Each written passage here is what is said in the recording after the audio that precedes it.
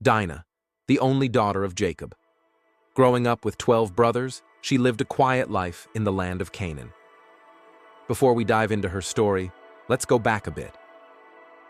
In Genesis 24, 1-4, Abraham, Jacob's grandfather, warned his son Isaac not to marry a woman from Canaan. Later, Isaac and Rebekah gave the same instruction to their son Jacob. Why? Because Abraham wanted to keep God's chosen people set apart.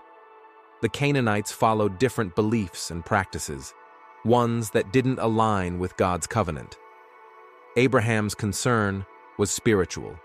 He didn't want his descendants to be led away from God. Now, back to Dinah. One day, Dinah went out to visit some of the women in a nearby city called Shechem. She simply wanted to meet new people and connect with others. But the city's prince, also named Shechem, saw her.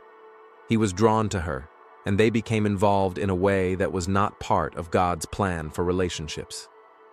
Afterward, he told his father that he wanted to marry her.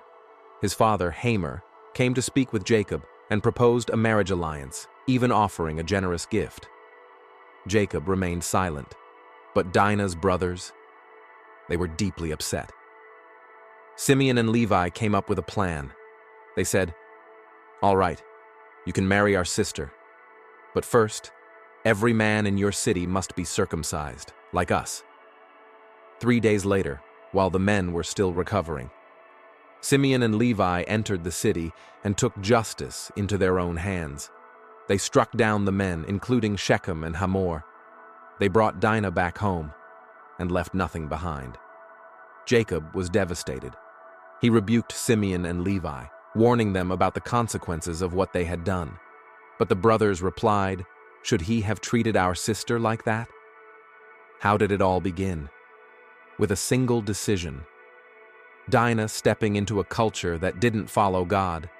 The story is painful, one filled with emotion, justice, and family honor. But through it, we are reminded, God sees everything, and true justice, it belongs to Him alone. We may not live in ancient Canaan, but the truth remains. The people we surround ourselves with, the ones we let influence us, can shape our path. So let's choose wisely. Let's walk with those who help us stay close to God. For more powerful Bible stories, follow this profile.